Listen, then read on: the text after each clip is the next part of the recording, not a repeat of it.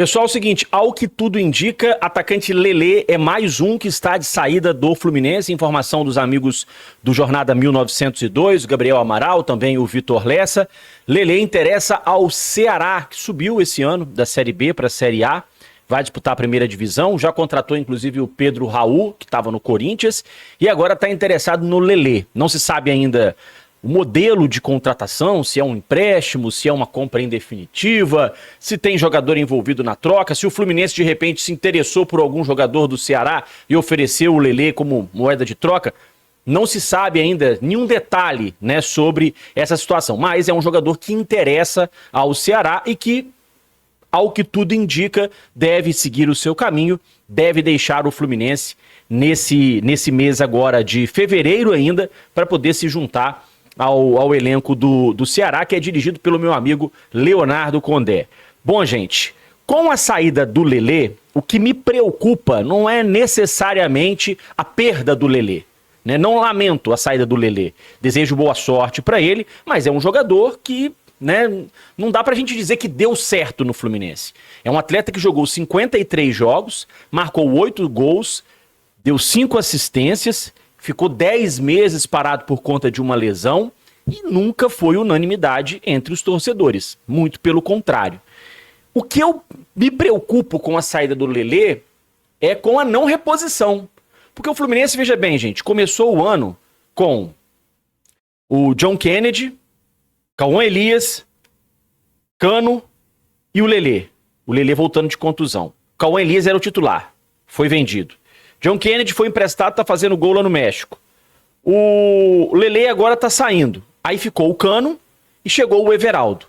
O Fluminense, antes do início do ano, já havia um consenso entre os torcedores de que o Fluminense precisava de mais atacantes, mais centroavantes, mais homens de área.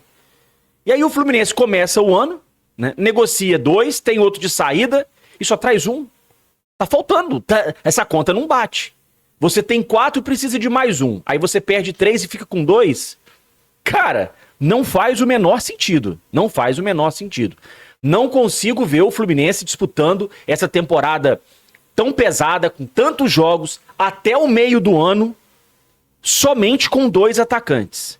Se é que depois do meio do ano vão trazer mais alguém, né? Talvez tragam, talvez vejam que há necessidade. Mas imaginem a situação. Ano passado, por exemplo, o Germancano ele machucou. Se você perde o Germancano por algum motivo, ou perde o Everaldo por algum motivo, você só vai ter um. E correndo o risco de não ter nenhum.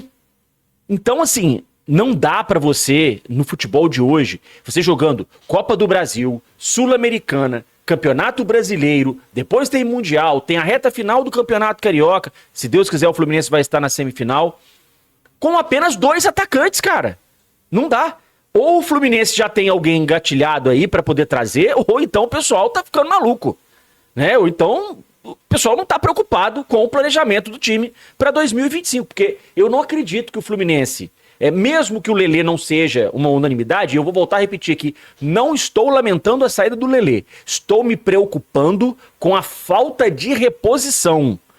A janela fecha dia 28, faltam 7 dias, o Fluminense ainda não trouxe uma opção pro Paulo Henrique Ganso, para ser reserva do Ganso, e agora ainda tá perdendo mais um atacante, e será que vai contratar alguém? Será que vai trazer alguém? Então, assim, essa é a minha preocupação nesse momento com essa notícia da possível saída do atacante Lelê. Meus amigos, olha, muito obrigado pela presença, pela audiência, muito obrigado pela sua amizade, é sempre muito bom estar aqui atualizando você, torcedor tricolor. Não esqueça de deixar o seu like, deixar o seu comentário, me diga o nome da cidade de onde você nos acompanha, acho muito bacana saber de onde você assiste os nossos vídeos. E claro, não esqueça de se inscrever aqui no canal Ligados no Flu, é muito importante a sua inscrição. Gente, está confirmado Fluminense e Águia de Marabá, quarta da semana que vem, dia 26, 7h30 da noite, estádio Mangueirão em Belém do Pará. O STJD recusou o pedido protocolado pelo Águia de Marabá para tentar tirar o jogo lá de Belém do Pará. A gente vai acompanhar agora o depoimento ou a declaração feita pelo diretor jurídico do Águia de Marabá sobre a decisão do STJD que negou o pedido do Águia de Marabá. Sou Genésio Queiroga, diretor jurídico do Águia. Infelizmente, venho dizer que nós não tivemos sucesso em nossa ação no STJD. Dessa forma, permanece o que foi agendado pela CBF. O jogo da primeira fase da Copa do Brasil entre Águia do Marabá e Fluminense ocorrerá no Mangueirão, na cidade de Belém. Agora, todas as energias do clube se voltam para organizar a logística desse tão importante jogo para o nosso clube. Agradecemos à imprensa, à sociedade em geral, à Federação Paraense de Futebol que tanto nos apoiou nesse caminho e principalmente a você, nosso torcedor que encampa e nos apoia em todas as nossas batalhas. Esse então o posicionamento do Águia de Marabá, jogo confirmado, quarta da semana que vem, Fluminense e Águia lá no Mangueirão. E atenção, gente, porque a rescisão do contrato do volante Otávio com o Atlético Mineiro já foi publicada no BID da CBF. E o nome do atleta já aparece também no BIRA da Federação de Futebol do Estado do Rio de Janeiro, mas com uma pendência. Falta a transferência da Federação Mineira para a Federação Carioca. Hoje ainda a gente deve ter a regularização. Estou gravando esse vídeo por volta de 4h50 da tarde, também conhecido como 10:05.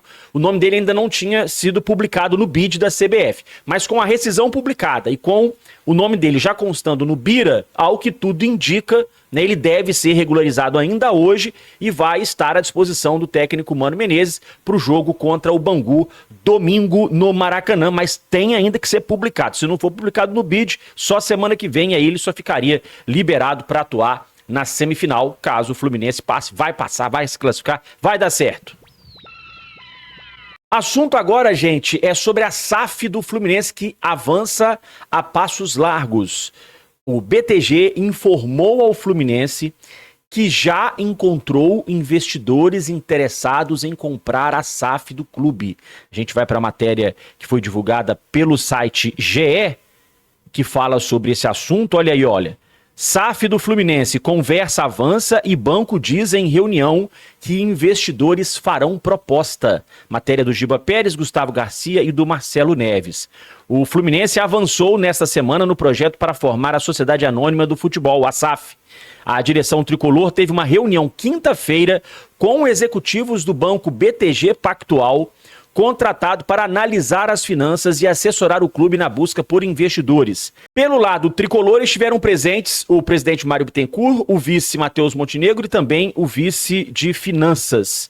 O banco sinalizou que encontrou investidores interessados em investir no clube e avisou que uma proposta será feita em breve. A diretoria aguarda a sinalização formal da proposta para avançar na SAF e tornar público o processo. A decisão de formar ou não a SAF será analisada pelos conselheiros, ou seja, pelo conselho do clube, conselho diretor, deliberativo e fiscal, e votada por todos os sócios. Então, o conselho deliberativo, conselho diretor e o conselho fiscal não são eles quem vão decidir.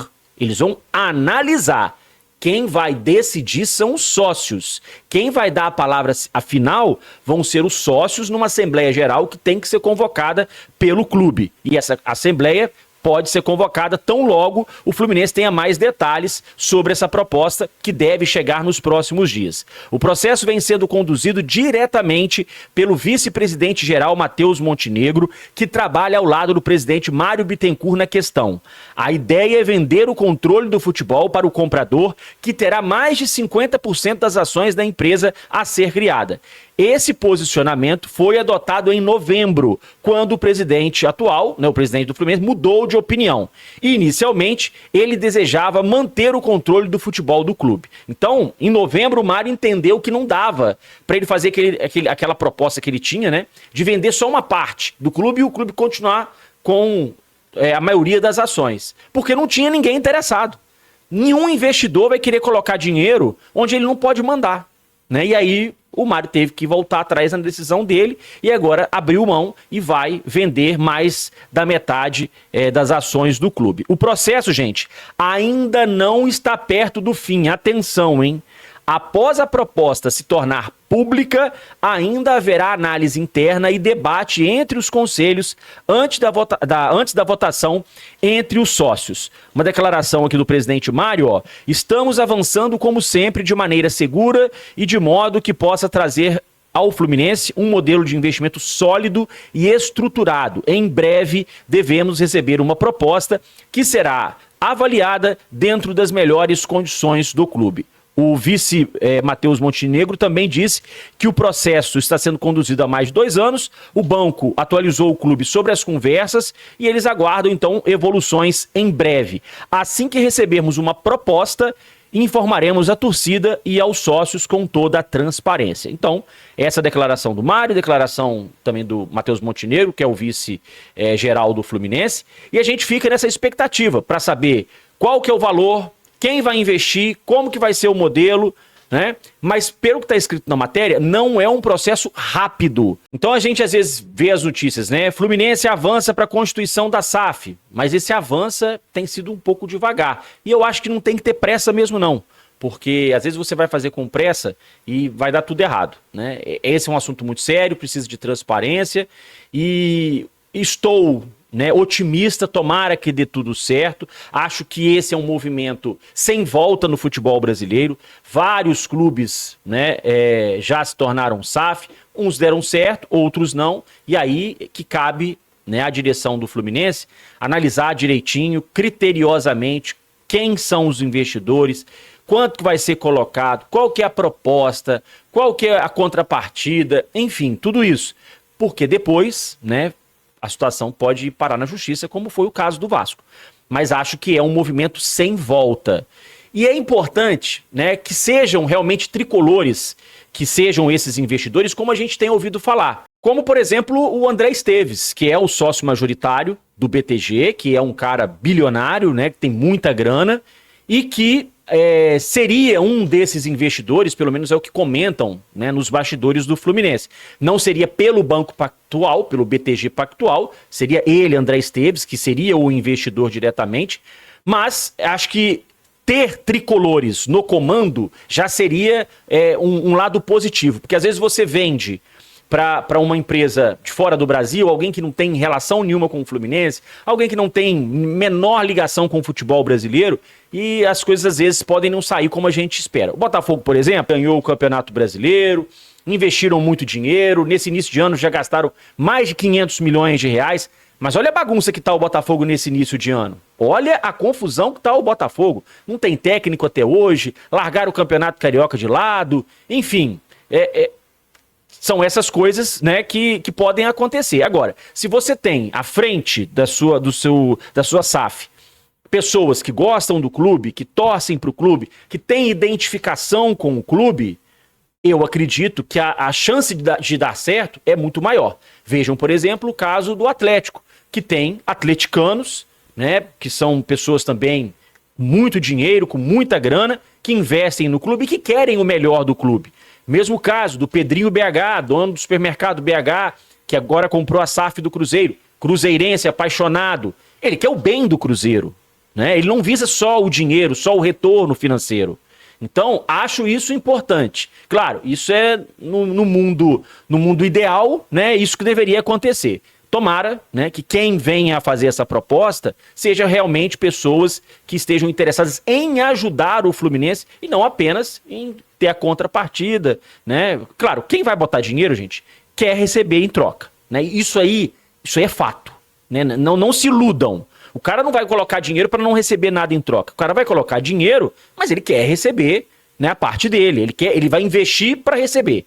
Essa que é a verdade. Mas tomara que quem seja esse investidor seja alguém que queira investir, queira ter o seu retorno, obviamente, mas que queira também o bem do clube, queira que o Fluminense possa evoluir, possa progredir e ser uma equipe competitiva e que possa trazer grandes jogadores, que tenha dinheiro para poder pagar a dívida ativa do clube, enfim, que possa mudar o rumo da história do Fluminense e colocar o Fluminense cada vez num lugar mais alto dentro do futebol brasileiro e futebol sul-americano. Pessoal, é isso. Obrigado, grande abraço, ótima sexta, até mais.